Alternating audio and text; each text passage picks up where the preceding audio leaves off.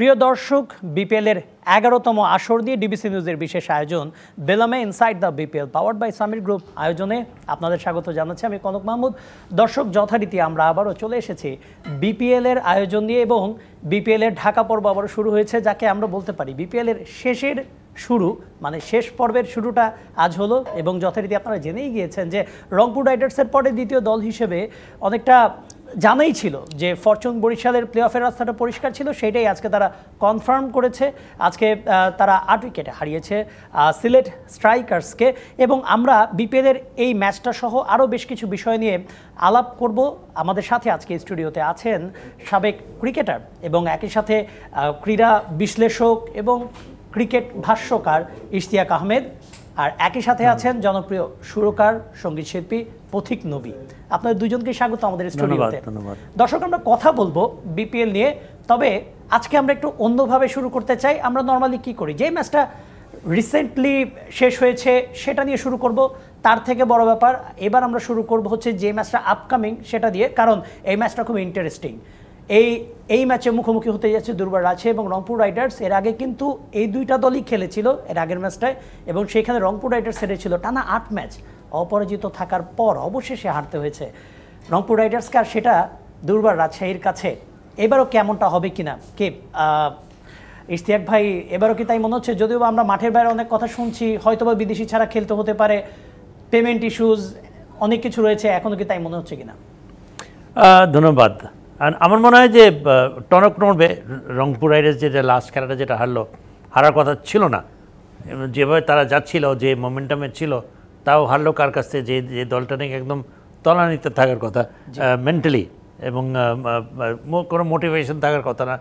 They won convincingly. But Rangpur রাইডার্সের obviously man to manage দিয়ে আমরা এই করি, দে আর মাচ বেটার দেন দুর্বার রাজশাহী। সুতরাং জেতাটাই স্বাভাবিক। এবং আমার মধ্যে only going from strength two strength. তারা একটা উইনিং কম্বিনেশন, প্রত্যেকটা প্লেয়ার দারুণ ফর্মে আছে, যে যার রোল করার সেই রোল তারা নেভাচ্ছে। এবং নুরুল হাসানের ক্যাপ্টেন্সি, নুরুল হাসান তার ক্যাপ্টেন্সি তার ফর্মের জন্য এখন মোটামুটি ন্যাশনাল টিমের ফেরত আসার মতো নিজের একটা জায়গা তৈরি করে ফেলেছে। So I think my money would be for Rangpur riders. অবশ্যই আমরা একটু পথিক নবীর কাছে যেতে চাই। কেমন আছেন আপনি? এবং না, আপনারা শুরুতে আমাদের রাজশাহীকে নিয়ে এইভাবে বলা বলি শুরু করে, রাজশাহী দুর্বল কি? কেন দুর্বল? রাজশাহী কেন দুর্বল হবে বলেন? রাজশাহী দুর্বল বলিনি, রাজশাহীর নামটা দুর্বল, দুর্বল রাজশাহী, তবে মাঠের বাইরের পারফরম্যান্সে কিন্তু হয়ে গিয়েছে দুর্বল, মাঠের বাইরের পারফরম্যান্সে। আমি তো রাজশাহীর ছেলে, এই জন্য আর কি আমি আপনারা রাজশাহী নিয়ে বলছি, রাজশাহীকে হারিয়ে দিল, এটা খুব অবাক হয়ে যাচ্ছে আপনারা। না তো, আমাদের রাজশাহী এত দুর্বল না তো, আমরা মানসিকভাবে অনেক শক্তিশালী। এবারে কি বিপিএল এ রাজশাহী কি ফলো করা হচ্ছে নাকি এবার সব? আমি ফলো করার সময় পাচ্ছি না, আমি নিজে খুবই ব্যস্ত আছি প্রোগ্রাম নিয়ে, স্টেজ প্রোগ্রাম নিয়ে খুব ব্যস্ত। আমি সময় পেলে বাসায় ঘুমাই।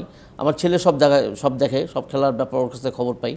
আমরা গোপন সূত্রে খবর পেলাম আজকে নাকি এই শোতে আসার আগে আপনার ছেলের কাছে একটা পরীক্ষা দিয়ে আসতে হয়েছে। আমাকে একটা ক্লাস দিয়ে এসেছি আমার ঘন্টাখানেক, আমি একটা হোমওয়ার্ক করেছি এবং পরীক্ষায় আমি ফেল করে এসেছি, পাস করতে পারি নাই। আচ্ছা, যদিও বা পরীক্ষায় ফেল করেছেন, কিন্তু তারপরেও আমাদের সাথে আসতেই হয়েছে পথিক নবীকে পাওয়ার সুযোগ তো আমরা হাতছাড়া করতে পারি না।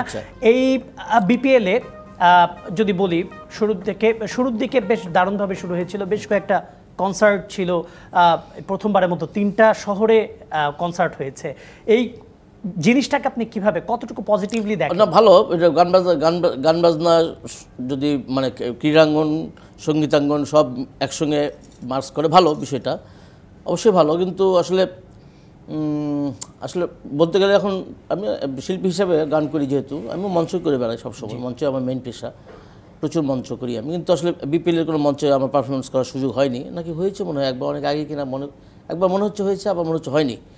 ওটা কোনো ব্যাপার না, কিন্তু ভালো গান বাজনার যে আয়োজন হয়, কনসার্ট হয়, মানুষজন গান শুনে, খেলা দেখতে গিয়েও যে গানের একটা ব্যাপার, এটা অবশ্যই একটা প্লাস পয়েন্ট, ভালো। এই চর্চাটা আরও ব্যাপক হওয়া উচিত। এবং আমরা শুধু এই যে সেন্ট্রালি এগুলো করি, বা যেখানে খেলাধুলা হচ্ছে, ইভেন্টগুলো হচ্ছে, স্টেডিয়ামগুলো সেখানে হচ্ছে, কিন্তু এই চর্চাটা যদি যে কোনো সাংস্কৃতিক অনুষ্ঠানের সঙ্গে খেলা, বা খেলার সঙ্গে সাংস্কৃতিক অনুষ্ঠান চর্চাটা যদি ছড়িয়ে পড়ে, বা মানে চর্চিত হয়, মানে মানুষের সাথে আর একটা কানেক্টিভিটিটা বাড়ে। অবশ্যই আমরা কথা বলছিলাম দুর্বার রাজশাহী নিয়ে, যদিও বা পথিক নবী ভাইয়ের কিছুটা মন খারাপ অভিযোগ তো থাকতে পারে। পথিক নবী ভাই জিজ্ঞেস করছিলেন যে কেন রাজশাহীকে নিয়ে কোনো কথা বলতে হবে, কেন কথা বলছি একটু পরে হয়তো বা নবী ভাই জানতে পারবেন। একটু বলে নেই, ভালো কথার মধ্যে একটা কথা কিন্তু আমি ভাবছিলাম আপনি বলবেন, সেটা হচ্ছে যে রাজশাহী ইদানিং শোনা যাচ্ছে যে পরিবেশজনিত বলেন পরিচ্ছন্নতার দিক দিয়ে রাজশাহী শহর একটা নিজের একটা স্থান করে নিয়েছে, যেটা নাকি অনেক আলোচিত একটা ব্যাপার। হ্যাঁ, আমাদের রাজশাহী তো অনেক পরিষ্কার। আমার মতে রাজশাহী কিন্তু সবকিছু মিলে বেশ পজিটিভ কিছু ভাইব ক্রিয়েট করে। যখন আমরা রাজশাহীর কথা শুনি, পদ্মাপাড়ের এই শহরটার ব্যাপারে আমরা অনেক কিছুই জানতে পারি। কিন্তু দুর্বার রাজশাহী এবার যে দলটি এসছে নানা কারণেই সমালোচিত। ইভেন এই রংপুর ম্যাচ, যেই দলকে কিনা তারা আগের ম্যাচে হারিয়েছে, এই মাঠে নামার আগে প্লেয়াররা ম্যাচে মানে এই ম্যাচের কয়েক ঘন্টা আগে আমরা যতটুকু জানি, আমাদের যে খবর সেটা পাকা খবর, যে তাদেরকে হোটেল চেঞ্জ করতে হয়েছে। তারা এতদিন ছিলেন একটা হোটেলে, সেখান থেকে তাদেরকে চেক আউট করিয়ে দুপুরবেলা হঠাৎ করে তাদেরকে নিয়ে যাওয়া হয়েছে আরেকটা হোটেলে। ইশতিয়াক ভাই, এত দিন ধরে ক্রিকেট ফলো করছেন, কখনো কেমনটা হয়েছে কোনো দলকে মানে বিপিএল এর মতো একদম ফ্ল্যাগশিপ একটা টুর্নামেন্টে একটা দেশের, সেখানে ম্যাচের কয়েক ঘন্টা আগে একটা দলকে হোটেল চেঞ্জ করতে হয়, এবং এটা কিন্তু পারিশ্রমিক ইস্যুতেই। এবং সবচেয়ে বড় জিনিস হচ্ছে কত মানে হয়রানি নিচ্ছে প্লেয়াররাও। একটা তো হচ্ছে বিপিএলের তো মান সম্মানের কোনো এখানে একদম শেষ, লোকালি গ্লোবালি সব। থিঙ্ক অফ দ্য প্লেয়ার্সদেরও তো একটা আত্মসম্মান বোধ বলতে কিছু একটা আছে।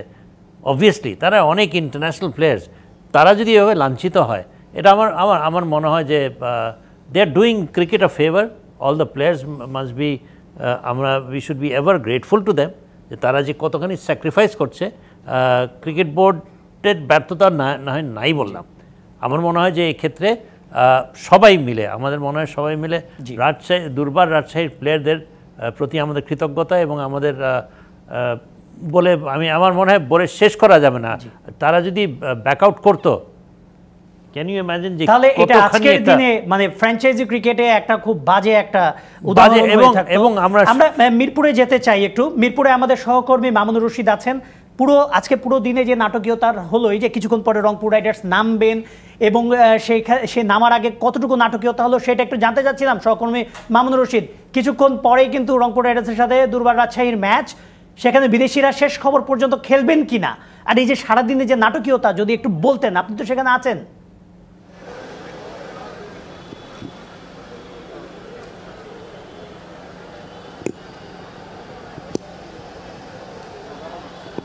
কনক, আসলে আপনি দেখছেন যে আসলে সারা দিন নাটকীয়তার শেষ নেই, প্রচুর নাটকীয়তা। এই নাটকীয়তা আসলে সেই যে শুরু হয়েছে সিলেট থেকে চট্টগ্রাম হয়ে ঢাকায়, ভাবা হয়েছিল যে নাটকটা শেষ হবে দুর্বার রাজশাহীর।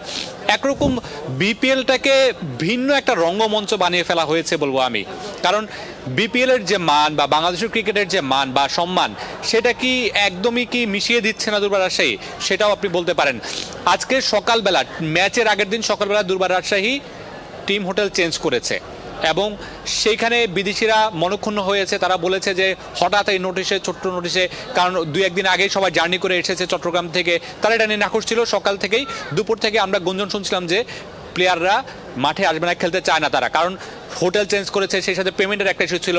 দুর্বার রাজশাহীর যিনি মালিক ছিলেন, তিনি বলেছিলেন যে ঢাকা পর্বের শুরু হওয়ার আগেই অন্তত 25 থেকে 50% পেমেন্ট দিয়ে দেবে প্লেয়ারদের অনেকের। সেটাও প্লেয়াররা পাচ্ছিল না। সেই পেমেন্টটা প্লেয়াররা পেয়েছে হোটেল ছাড়ার অল্প কিছুক্ষণ আগে। টিম বাস হোটেল থেকে স্টেডিয়ামের দিকে রওনা দেওয়ার কথা ছিল সন্ধ্যা 4টায়, বিকাল 4টায়। সেই বাস প্রায় 40 থেকে 45 মিনিট পরে রওনা দিয়েছে, শুধুমাত্র পেমেন্ট ইস্যুর কারণে। দেশিরাও আসলে মাঠে আসতে চাচ্ছিলেন না, এমনটা আমরা শুনতে পেয়েছি। পরবর্তীতে তারা টিম থেকে জাস্ট 10-15 মিনিট আগে পেমেন্টটা পেয়ে তারা 10:40-45-এর দিকে হোটেল থেকে রওনা দেন মাঠের দিকে। এবং বিদেশিরা কিন্তু তাদের কথাতে অটল থাকেন, বিদেশিরা মাঠে আসেননি শেষ খবর পর্যন্ত। আমরা আরেকটা তথ্য পেয়েছি সবশেষ, যেটা সেখান থেকে আমাদের এক সহকর্মী শাহরিয়ার প্রহর, তিনি জানিয়েছেন যে তিনি টিম হোটেলের সামনে আছেন, তিনি সেখান থেকে জানিয়েছেন বিদেশিদের সাথে নেগোসিয়েশন করতে বিসিবির একটি কালো গাড়ি সেখানে অবস্থান করছে। সেখানে গিয়েছে এবং একটা কালো গাড়ি দেখা গিয়েছে। সেখানে ধারণা করা হচ্ছে বিসিবির কোনো টিম ম্যানেজমেন্ট বা ঊর্ধ্বতন কোনো কর্মকর্তা সেখানে গিয়েছেন রাজশাহী টিমের যে বিদেশিরা আছেন তাদের সাথে কথা বলার জন্য, বা তাদের যে সমস্যাটা তৈরি হয়েছে সেটার সমাধান করার জন্য। শেষ পর্যন্ত বিদেশিরা টস হয়ে গেছে, ম্যাচ মাঠে গড়াবে। আমি এখনো স্কোয়াডটা দেখতে পারিনি, সেখানে বিদেশিরা আছে কিনা সেটা দেখতে পারলে আরেকটু ভালো হতো কনক। মামুনুর রশিদ, আপনাকে ধন্যবাদ আমাদের সাথে যুক্ত হওয়ার জন্য। মামুনুর রশিদ না, অবস্থা বলছিলেন, ভালো না। মোটামুটি সিচুয়েশনটা বোঝানোর চেষ্টা করছিলেন। প্রতীক নবী ভাই যেটা শুনলেন একটা ধারণা তো পেলেন, অবস্থা ভালো না, বোঝা অবস্থা ভালো না। এই অবস্থাটা কি আমাদের দেশের ক্রিকেটের জন্য ইন্টারন্যাশনালি, এই যে বিদেশিরা, না এটা অবশ্য ইটস নট ফেয়ার। আমরা যদি ওইটুক বলে থেমে যাই যে আমাদের দেশের আজকে ভাবমূর্তি কোথায়, কিংবা বিদেশের, আমরা যদি এখানে শুধু বলে যদি শেষ হয়ে যায়, দুঃখজনক হবে। আমার মনে হয় each and every member of the board কাঠগড়ায় তাদের দাঁড়ানো উচিত। তাদের কোনো অধিকার নাই যে আপনি ক্রিকেট এই ইমেজ নিয়ে, ক্রিকেট রেপুটেশন নিয়ে আপনি নিজে তৈরি না, নিজে জানেন না কিভাবে অর্গানাইজ করতে হয়। আপনি এখানে কারো না কারো কোনো স্বার্থ নিশ্চয়ই আছে। আর তা নাহলে এই ধরনের একটা দলকে আপনি ফ্র্যাঞ্চাইজি হিসাবে আপনি নিয়েছেন, যেখানে আপনি প্রথমত হচ্ছে আপনি গ্যারেন্টি নেন নাই, বিকজ ইউ নো দ্যাট ও না দিলে বিসিবি দেবে।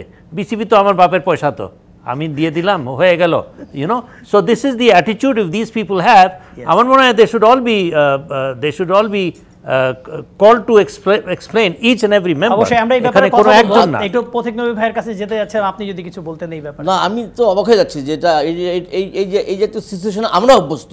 আমরা যারা গান টান করে বিভিন্ন জায়গায় প্রোগ্রামে যাই, দেশের বাইরে এরকম পরিস্থিতিতে পড়তে হয়, মানে তাড়াহুড়া করে হোটেল ছাড়তে হয়, বা একটা অপ্রস্তুত একটা অবস্থার মধ্যে পড়তে হয়, বা এটা আসছে তো সেটা না, এরকম অনেক রকম ব্যাপার স্যাপার করে। কিন্তু যখন একটা খেলা, এটা তো একটা ফিজিক্যাল স্ট্যামিনার ব্যাপার, গান গাওয়াও ফিজিক্যাল স্ট্যামিনার ব্যাপার, কিন্তু এরকম মানে আনসার্টেন বিষয়ের ভিতর যে প্লেয়াররা খেলবে বা কীভাবে, মানসিকভাবে তো তারা ডিস্টার্ব থাকবে, তাই না? আচ্ছা, মানে এই যে দুর্বার রাজশাহী নিয়ে এখন যে অবস্থা, আমরা একটা অকুল পাথারের মধ্যে আছি। ক্রিকেটার অকুল পাথারের মধ্যে আছে না, দুর্বার আছে, তারা তো অকুল পাথারের মধ্যে আছেনি, কারণ এখনো লিগ শেষ হয়নি। এই যে এই প্রবলেমটা কিভাবে সলভ হবে, এই অবস্থায় আমরা একটা বিরতিতে যেতে যাচ্ছি। প্রতীক নবী ভাই, দুর্বার রাজশাহীর জন্য একটা গান আপনার কাছে শুনতে যাচ্ছি। এই তো শেষ পর্যন্ত আসলে আমি জানি যে এই বিপদে আমাকে পড়তে হবে। অবশ্যই, প্লিজ। এবার কি এই যে মানে কি জাতীয় গান গাবো? আশার গান গাবো না না, হতাশার গান এটা গাবো? এই যে যেমন নদীর জল ছিল না, কুল ছিল না, ছিল শুধু ঢেউ। এখন দুর্বার রাজশাহী তো ওই পদ্মা নদীর মাঝেই এমন একটা অবস্থা, যেন মানে তারা ঢেউই দেখছে শুধু, দেখেন, কুল তো পাচ্ছে না। এইভাবে নিজের অঞ্চলকে নিয়ে একটা গান করা আমার ঠিক একটা দুরবস্থাকে এইভাবে একটা গান- তারপরে আচ্ছা ঠিক আছে, যেটা আপনার পছন্দ। আচ্ছা না, ঠিক আছে, গাই অসুবিধা নেই। যতই বিড়ম্বনা ঘটুক, যতই সমস্যা দেখা দিক, আমি যেহেতু রাজশাহীর ছেলে, অঞ্চলের ছেলে, আমি অবশ্যই দুর্বার রাজশাহীর সাফল্য কামনা করি, বা আশা করি, প্রত্যাশা করি সকল প্রতিকূলতা ভেঙে তারা ভালো খেলবেন, ভালো ইনশাল্লাহ তাদের ভবিষ্যৎ ভালো হবে, এটাই আমি আশা করছি। এখন আশাবাদীও আমি কিছুটা আতঙ্কিত, এরকম একটা কনফিউশন অপশন থেকে আবার গানও শুনতে চাচ্ছেন। এমন একটা ঐতিহ্যবাহী একটা জেলা ডিভিশন, মুষ্টিমেয় দুই একজন লোকের জন্য তো সেটাই। আচ্ছা দেখ, কি গান গাইতে হবে এখন? জি প্লিজ, আমরা বিরতিতে যাব, কিন্তু গানটা শুনে যাব। যন্ত্রপাতি কিছু নেই, খালি গলায় গান গাবো। আচ্ছা দেখি। এইখানে এক নদী ছিল, জানলো না তো কেউ, আমার একটা নদী ছিল, জানলো না তো কেউ, নদীর জল ছিল না,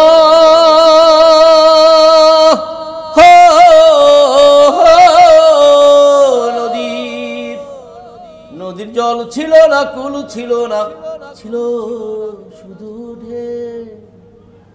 এইখানে এক নদী ছিল, জানলো না তো কেউ, আমার একটা নদী ছিল, জানলো না তো কেউ, নদীর জল ছিল না, কুল ছিল না, ছিল শুধু ঢেউ। আমার একটা নদী ছিল, জানলো না তো কে। দুর্দান্ত দুর্দান্ত। প্রতীক নবীর নাম শুনলেই আমাদের এই গানটা শুনতে বেশি মনে চায়। যদিও বা দুর্বার রাজশাহীর সাথে প্রসঙ্গটা মিলেছে কিনা গানের, সেটা আমরা জানি না, তবে গানটা দারুণ ছিল। আমরা এই গানটা শুনে একটা বিরতিতে যাচ্ছি, আমাদের সাথেই থাকুন, ফিরছি একটু পরেই।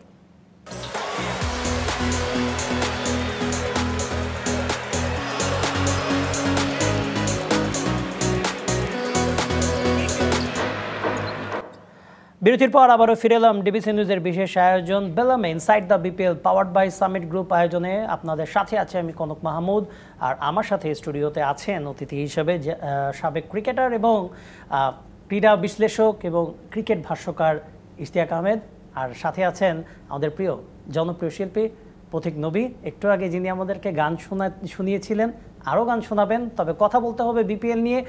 আমরা দ্বিতীয় ম্যাচটা কিছুক্ষণ মধ্যে শুরু হবে, এই দ্বিতীয় ম্যাচটা নিয়ে আমরা কিন্তু কথা বলে এসেছি।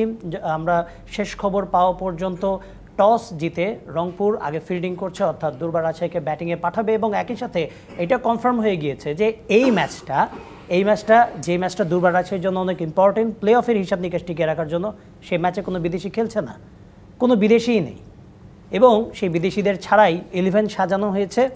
সেই বিদেশিদের সাথে আলোচনা করার চেষ্টা করা হয়েছিল, কিন্তু সেই বিদেশিরা খেলছেন না এই ম্যাচে, অর্থাৎ লোকালদেরকে নিয়ে একটা 11 করা হয়েছে, রংপুরের এগেনস্টে তারা মাঠে নামবে। এই সেই বিপিএল, যে বিপিএলটাকে জুলাই আগস্ট অভ্যুত্থানের সাথে জড়ানো যে ইউথ ফেস্টিভ্যাল, স্মৃতি বিজড়িত যে ইউথ ফেস্টিভ্যাল, সেই ইউথ ফেস্টিভ্যালের একটা পার্ট হিসেবে ঘোষণা করা হয়েছে। সেখানে প্রধান উপদেষ্টা এবং নোবেল জয়ী ডক্টর মোহাম্মদ ইউনুস ওনার একটা ইনভলভেন্স আছে, এবং এই ইনভলভেন্সটা নিয়েই কিন্তু আজকে এতগুলি আলোচনা, এতগুলি সমালোচনা। এটা কি আসলে এক্সপেক্টেড, এবং এটা কি তাদের ইমেজের জন্য ক্ষতিকর নয়? ইশতিয়াক ভাই। ধন্যবাদ। এখন আমি এটা আমার কাছে বোধগম্য হচ্ছে না যে এই মানের একজন ব্যক্তিত্বকে যখন উনি নিজেই একটা ইচ্ছা প্রকাশ করেছিলেন যে বিপিএলকেও একটু এই গণ অভ্যুত্থানের যে মেজাজ, গণ অভ্যুত্থানের যে একটা ইসের মধ্যে দিয়ে এই বিপিএলটাকে কিভাবে এগিয়ে নেওয়া যায়, কিংবা হাইলাইট করা যায়, কানেক্ট করে কিভাবে সেটা নেওয়া যায়। তো কোনো সময় আমার মনে কোশ্চিনকালে ভাবেন নাই উনি যে বিপিএল এই পর্যায়ে এই ধরনের একটা কর্মকাণ্ড করবে, যেখানে ওভারঅল নট জাস্ট ক্রিকেট, আমার মনে হয় দেশের ভাবমূর্তি, যদি বলি তা হয়তো বা স্ট্রং ওয়ার্ড হয়ে যায়, বলাটা কিন্তু একদম একেবারে ভুল না। কেন? বিকজ এখানে অনেক বিদেশি প্লেয়াররা ইনভলভ আছে, and this is an international kind of A tournament with an international flavour, আইসিসির অ্যাপ্রুভড টুর্নামেন্ট। তো সেখানে যদি আমরা এরকম কাণ্ড কারখানা যদি ঘটাই, আই এম শিওর আমাদের প্রধান উপদেষ্টা, এটা তো ওনার নজরে তো নিশ্চয়ই এসছে। তো এটা কেমন হলো? আমি মানে আস্পর্ধার তো একটা সীমা থাকে যে উনি যখন ইনভলভ, কিংবা উনি যখন ইন্টারেস্ট দেখিয়েছেন বাংলাদেশ ক্রিকেটে, don't you think they should have been a little bit more serious, a little bit more committed, a little bit more, এটার যে কনসিকুয়েন্সেস, সিগনিফিকেন্স, এগুলোর যে পরিণতি কি হতে পারে, কিংবা স্ট্রেংথস, উইকনেসেস, এগুলো কি অ্যাসেস করবে না? আই মিন, যদি নাই পারতো বলে দিত যে না, আমরা এবার বিপিএল আয়োজন করব না, কিংবা ছোট পরিসরে করব। I mean, you don't have to show your incompetence to this level. আপনি অর্গানাইজ করতে গিয়ে অনেক ধরনের ফেলিয়ার হতে পারে। তো এই একটা ফেলিয়ার, যেখানে অনেকের এখানে প্রশ্নবিদ্ধ, I am sure, I mean এখানে কনফ্লিক্ট ইন ইন্টারেস্টের একটা গন্ধ পাচ্ছি আমি as a layman, not being critical. আমার কাছে মনে হচ্ছে যে এখানে ইন্টারেস্টেড পার্টিস কেউ আছে, আরও dangerous. when you have someone, the figure of আমাদের প্রধান উপদেষ্টা, who has shown interest in this, and then you are taking the risk of organizing a tournament, not knowing, প্রথমত not knowing how to proceed, and then again এখানে financial stakes are involved. I've not taken এবং অবশ্যই দেখতে হবে যে এই দলটার যে মালিকানা, যে কনসোর্টিয়াম, তার সাথে কারা কারা যুক্ত আছে, এটা কি অবশ্যই ফাউন্ডেশন এবং বিপিএল গভর্নিং যে কমিটি যেটা করা হয়েছে, I think they should all be, আর কি বলবো, আমার মনে হয় I am lost for words. Pratik Nabi ভাইয়ের কাছে যাই। আমরা তো এই যে পারিশ্রমিক ইস্যু, এটা থাকবে, এটা যতদিন পরিশ্রম থাকবে ততদিন পারিশ্রমিকের ইস্যুও থাকবে, কিন্তু হ্যাঁ ঝামেলা তো হবেই। বিপিএল কিংবা ক্রিকেটের আগেও কিন্তু এরকমটা ছিল, বাট এরকমটা এতটা এক্সপোজড ওয়েতে হয় না। এরকম কি কোনো সময় ছিল এই লেভেল, এই মাত্রায়? এই লেভেলে কখনো ছিল না যে কন্টিনিউয়াসলি কেউ শুধরাচ্ছে না জিনিসটা, বরং জিনিসটা আরো স্কেলেট হচ্ছে, আরো টেনে নিয়ে যাওয়া হচ্ছে। প্রায় এক সপ্তাহের বেশি সময় হয়ে গেল। প্রতীক নবী ভাই, যেটা জানতে যাচ্ছিলাম, আমাদের বিপিএল যখন শুরু ছিল, এই যে 11তম আসর শুরু হয়েছিল সেই ক্রিস গেইল, আরো বড় বড় তারকাদের দিয়ে, এখন এই অবস্থায় আপনি বিপিএলও দেখেন, আপনার ছেলে, আপনি বললেন পরীক্ষা দিতে হয়, যেই বিদেশিরা আছে, আপনার ছেলেও কি তাদেরকে চেনে? সে তো ফলো করে। হ্যাঁ। আপনার ছেলেও কি তাদেরকে চেনে এখন যে বিদেশিরা খেলছেন? নাম মনে হয় না, নাকি চিনে, দেখতে ওকে জিজ্ঞেস করতে হবে। মানে তাহলে কেন এই যে টুর্নামেন্টটা নিচে নাম, এটা কি আমাদের জন্য ক্ষতিকারক না? কারণ আমরা জুলাই আগস্ট অভ্যুত্থানের চেতনার সাথে এই টুর্নামেন্টকে মিলিয়ে দিচ্ছি, অথচ আমরা এতটা নিম্ন মানের আয়োজন করছি, একটু কি খারাপ লাগে না ভাই? এখন এই বিষয়টা এখন এটার এই মানে যেহেতু এখানে একটা অভ্যুত্থানের কথা আসছে, অনেক বড় একটা ত্যাগের বিষয় আসছে, কিন্তু ওটা তো একটা মানে মানুষের অন্যরকম একটা অংশগ্রহণ না, ওটাকে ইভেন্ট বলা যাবে না, এটা তো একটা ইভেন্ট, ওইটা অনেক বড় কিছু একটা ব্যাপার। বা এত কোটি কোটি মানুষের অংশগ্রহণ, এতগুলো আত্মত্যাগ, এতগুলো মানুষ মারা গেল, একটা পরিবর্তন ঘটলো, ব্যাপার স্যাপার অনেক কিছু, ওটা একটা অনেক স্ট্রং একটা স্ট্রিম আর কি, অন্যরকম একটা শক্তি ওটা, ওইটার। এখন সেটার সঙ্গে আমাদের বিপিএল হয়তো বা পারছে না, বা খেলাটা ওইভাবে সংগঠিত হচ্ছে না, এটার সঙ্গে আরও ভিতরের কী কী দুর্বলতা আছে, কী কী কারণে এই সমস্যাগুলো তৈরি হচ্ছে, এগুলো আসলে ভালোভাবে তৈরি হয়ে এটা দুটাকে একত্রিত করতে গেলে ভালোভাবে তৈরি হয়ে করাটা উচিত ছিল আমার যেটা মনে হয়। অবশ্যই মানে প্রিপেয়ার্ড হয়ে করাটা উচিত ছিল। আমি জাস্ট একটা প্রশ্ন করি, সেটা হচ্ছে যে গতকালকে বিসিবির মিটিং হয়েছে, নির্বাহী কমিটির মিটিং হয়েছে, এবং সেখানে বলা হয়েছে 48 ঘন্টার মধ্যে, সন্ধ্যাবেলা যে প্রেস কনফারেন্স হবে 48 ঘন্টার মধ্যে এই প্রবলেম সলভ হবে, কিন্তু তার 24 ঘন্টা যেতে না যেতে এইরকম একটা নিউজ আসলো, আরও বাকি 24 ঘন্টা, এই 24 ঘন্টার মধ্যে কি সমাধানটা হতে পারে প্লিজ? সমাধান করার মতো যে কমিটমেন্টটা মনে হয় দেখতে পাচ্ছি না, এই জন্য বিকজ তারা বুঝতে পারছে না যে এটা ব্যাপকতাটা, যে একটা বিদেশি প্লেয়ারদেরকে নন পেমেন্ট, এটা হচ্ছে কি world wide whole cricketing community will know. আরেকটা হচ্ছে যে ঠিক আছে ড্যামেজ হয়েছে, এখানে ড্যামেজ কন্ট্রোল করার একটা ব্যবস্থা নেওয়া উচিত ছিল। দ্যাট মিনস এটা বিসিবির তরফ থেকে, বিকজ অ্যাকাউন্টেবল কিন্তু বিসিবি ফাইনালি, গ্যারান্টি নিতে পারলাম না, ফাইন, ওরা ফেল করলে আমাকেই তো দিতে হবে। তো এই আজকে যে বিদেশিরা খেললো না, এটা you could have stopped it, because এটা না খেলাটার হচ্ছে এখন the it will go beyond control, যে পেমেন্ট দেয়নি, এটাকে আমার ঠেকাতে পারতেন কীভাবে? আমার মনে হয় যে কোন প্লেয়ার, বিদেশিদের প্লেয়ারদেরকে বিসিবি নিজেই টাকাটা দিয়ে টেম্পোরারি একটা সলিউশন, বিকজ বিসিবিকে তো দিতেই হবে, so why not give this beforehand. আমি শায়েস্তা করবো ওনারকে পরে, but let me take control of the situation, damage control করতে হবে। তো সেইটুক বিচক্ষণতা আমার মনে হয়, সেইটুক চিন্তাভাবনা, সেইটুক সিরিয়াসনেস কিংবা কমিটমেন্ট আমাদের এই বিসিবি অফিসিয়ালসগুলোর মধ্যে ছিল কি না, I have my serious doubts. 48 hours you are saying, that means আপনাকে তো প্রতি মুহূর্তে মুহূর্তে আপনার মনিটর করার কথা যে কী হচ্ছে, ওনাকে দিচ্ছে নাকি, প্লেয়ারদের কী খবর। So you should be running around trying to solve this problem. No, you're sitting in the chair, giving a deadline, not doing anything about it. You shouldn't be sitting in those chairs.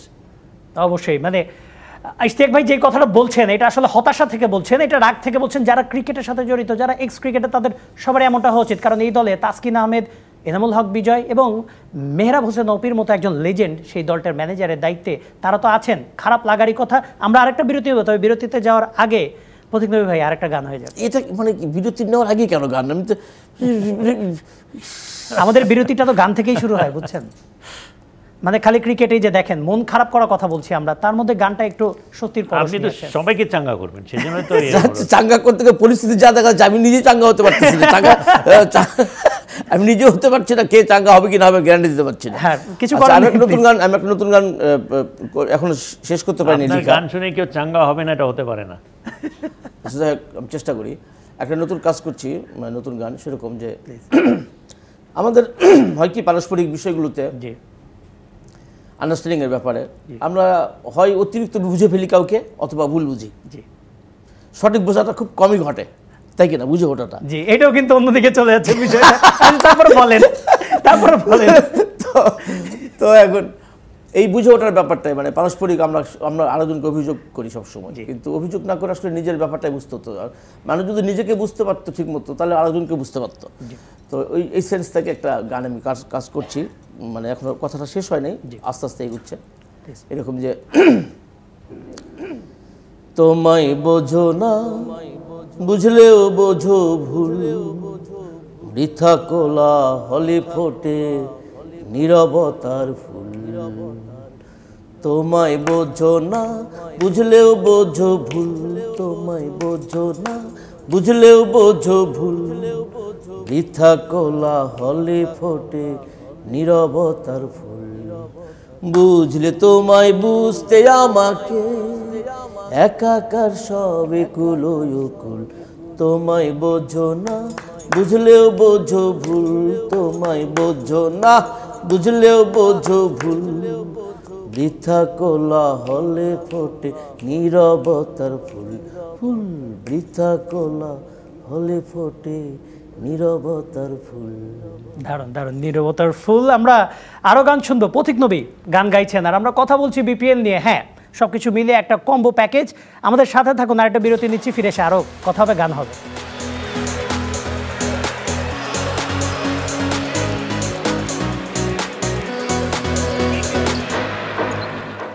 বিরতির পর আবারও ফিরে এলাম বেলমে inside the BPL powered by Summit Group আয়োজনে। আপনাদের সাথে আছে আমি কনক মাহমুদ। আমাদের সাথে আছেন স্টুডিওতে ইশতিয়াক আহমেদ, সাবেক ক্রিকেটার এবং ক্রিকেট বিশ্লেষক, ক্রিকেট ভাষ্যকার। একই সাথে আছেন জনপ্রিয় সঙ্গীতশিল্পী এবং সুরকার পথিক নবী। আমরা কথা বলছিলাম বিপিএল নিয়ে। বিপিএল নিয়ে যদি কথা বলতে হয়, মাঠের বিষয় নিয়েও তো আলোচনা করতে হবে। মাঠের বাইরের বেশ কিছু ইভেন্ট নিয়ে, আনফর্চুনেট ইভেন্ট নিয়ে আলোচনা করেছি। তবে যেই ম্যাচটা হয়ে গিয়েছে আজকে, ফরচুন বরিশাল সেকেন্ড টিম হিসেবে তারা প্লে অফ অলরেডি কোয়ালিফাই করে ফেলেছে। আরও যদি একটা জয় পায় তাহলে ওরা কোয়ালিফায়ার্সের জন্য খেলবে। আমরা ওই ম্যাচের স্কোর কার্ডটা দেখতে চাই। 8 উইকেটে হারিয়েছে সিলেট স্ট্রাইকার্সকে ফরচুন বরিশাল। সিলেট স্ট্রাইকার আগে ব্যাট করতে নেমে 116 রান করেছে 18 ওভার 1 বলে। আহসান ভাট্টি 28 রান করেছেন, জাকের আলী অনেক 24 রান করেছেন, তানজিম সাকিব 13 রান করেছেন, ফাহিম আশরাফ দুর্দান্ত বোলিং করেছেন আজকে, 5 উইকেট নিয়েছেন 7 রান দিয়ে। জেমস ফুলার 2 উইকেট নিয়েছেন, মোহাম্মদ নবী 2 উইকেট নিয়েছেন। ফরচুন বরিশাল ব্যাট করতে নেমে যথারীতি তামিম ইকবাল সামনে থেকে লিড করেছেন, 52 রানে অপরাজিত ছিলেন। লাস্ট বলে 4 তুলে তিনি জয় নিশ্চিত করেছেন। একই সাথে তিনি হাফ সেঞ্চুরিটাও কমপ্লিট করেছেন। মুশফিকুর রহিম 42 করেছেন, তিনি অপরাজিত ছিলেন। আমরা ম্যাচটা দেখছিলাম, ফরচুন বরিশাল এত ভালো একটা টিম নিয়ে আসলে রংপুর রাইডার্সের কাছেই হেরেছে, কিন্তু দলটা আরেকটু ভালো পারফর্ম করতে পারতো কিনা, অ্যাটলিস্ট রংপুর রাইডার্সকে অ্যাটলিস্ট একটা ম্যাচে হারানো উচিত ছিল কিনা। হ্যাঁ, আমি মনে করি তামিম ইকবালের টিমটা ম্যান টু ম্যানও যদি রংপুরের সাথে যদি তুলনাই করতে হয়, আমার মনে হয় অ্যাকচুয়ালি অন পেপার তো বেটারই। ইভেন ম্যান টু ম্যান আমরা যদি তুলনা করি, I think man to man Barishal is a better team. But Rangpur Riders throughout, Rangpur is a young side এবং dynamic captaincy by Nurul Hasan, consistently তারা একটা জেতার ইস্যুতে আছে। That makes a big difference. যে জন্য captain also makes a big difference, এবং তার আন্ডারে তার সাথে যেসব প্লেয়ার, তাদেরকে নিয়ে যদি একটা team, they are playing as a team. Unfortunately fortune Barishal has not played, I wouldn't say they did not play as a team. আমার মনে হয় যে কিছু প্লেয়ার্স যাদের কাছ থেকে পারফরমেন্স পাওয়ার কথা খুব একটা পাইনি। প্রথম খেলাটা দেখেছিলাম, যেটা মোহাম্মদুল্লাহ রিয়াদ আর ফাহিম আশরাফের অসাধারণ ব্যাটিংয়ের জন্য দে ওয়ান আ ম্যাচ, যেটা জেতার কথা না যে পরিস্থিতি থেকে। তারপর থেকে সেই মানের আমরা পারফরমেন্স পাইনি। বাট এখন আমার মনে হয় যে দে আর লুকিং গুড। সব ব্যাটসম্যান, মুশফিক রহিম আজকে অনেক দিন পর স্কোর করলো, অ্যান্ড আই থিঙ্ক যে they R now. David Malan হয়তোবা 9 রান করেছেন, বাট দাভিদ মালানের কাছ থেকে আমরা আরও কিছু বেটার ইনিংস দেখতে পারি। তাদের ফরেন রিক্রুট, লোকাল রিক্রুট সব কিছু মিলিয়ে, ব্যাটিং, বোলিং, স্পিন ডিপার্টমেন্ট সব কিছু মিলিয়ে আমার মনে হয় fortune Barishal actually is the best side. But Rangpur riders professionally manage team, তাদের প্লেয়াররাও পারফর্ম করছে, ইয়াং ক্যাপ্টেন। অবশ্যই আমরা একটু কোয়ালিফায়ার্সের হিসাবটা দেখে নিতে চাই, মানে প্লে অফের হিসাবটা দেখে নিতে চাই। ফরচুন বরিশাল তারা তো অলরেডি কোয়ালিফাই করেছে। ফরচুন বরিশাল তারা কোয়ালিফাই করেছে 9 ম্যাচে, এখন 14 পয়েন্ট তাদের। আরও যদি একটা ম্যাচ জিতে তাহলে তারা কোয়ালিফায়ার্সের জন্য খেলবে। সম্ভবত রংপুরের অ্যাগেনস্টে তাদের খেলতে হবে, মানে তৃতীয়বারের মতো দেখা হবে। চিটাগং কিংস 3 ম্যাচে 1 জয় প্রয়োজন। খুলনা টাইগার্স তাদের 3 ম্যাচে 2 জয় প্রয়োজন। দুর্বার রাজশাহীও 2 ম্যাচে বড় জয় প্রয়োজন। তবে খুলনা টাইগার্স যেহেতু 8 পয়েন্ট, তাদেরকে প্রার্থনা করতে হবে খুলনা টাইগার্সের হারের জন্য। ঢাকা ক্যাপিটাল 2 ম্যাচে বড় জয় দরকার। একই সাথে খুলনা টাইগার্স এবং দুর্বার রাজশাহী তাদের পয়েন্ট যাতে 10 ক্রস না করে, 10-এর বেশি যাতে না হয়, সেদিকেও খেয়াল রাখতে হবে। সিলেট স্ট্রাইকার্স আজকে তো হেরে গেল, 2 ম্যাচে বড় জয় প্রয়োজন। তারপরেও কিছুটা ক্ষীণ সম্ভাবনা থাকবে, তারপরও মনে হয় না যে তারা পারবে। কি মনে হয়, মানে সিলেট স্ট্রাইকার্স কিংবা ঢাকা ক্যাপিটালস মনে হচ্ছে যে তারা আলটিমেটলি সেটা মেক করতে পারবে কিনা?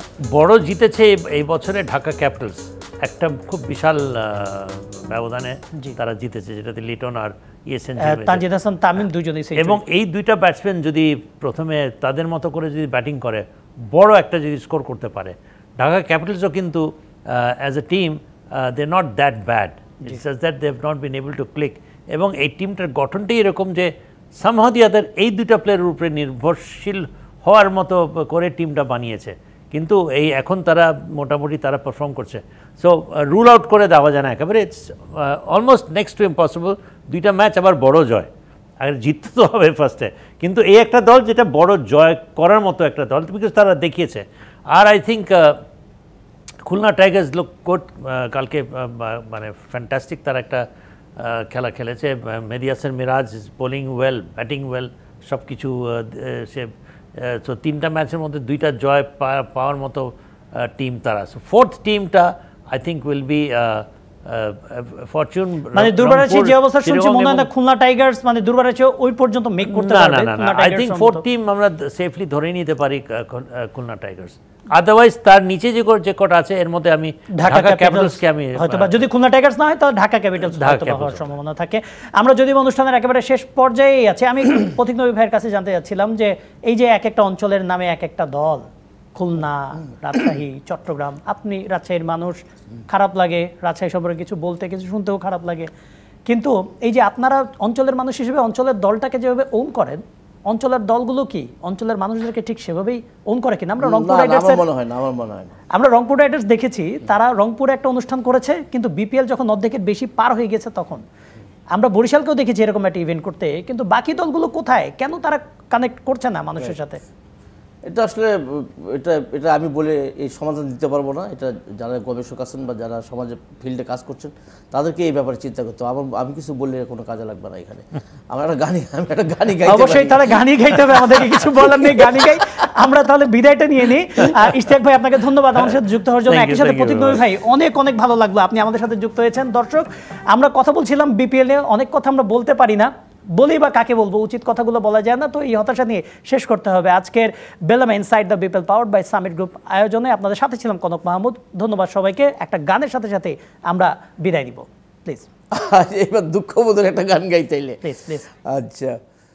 জানি না তো তোমার মনে জমা কিসের এত অভিমান, জানি না তো তোমার মনে জমা কিসের এত অভিমান, জানি না তুমি গাইছো কেন হৃদয় ভাঙা এমন গান, জানি না তো তোমার মনে।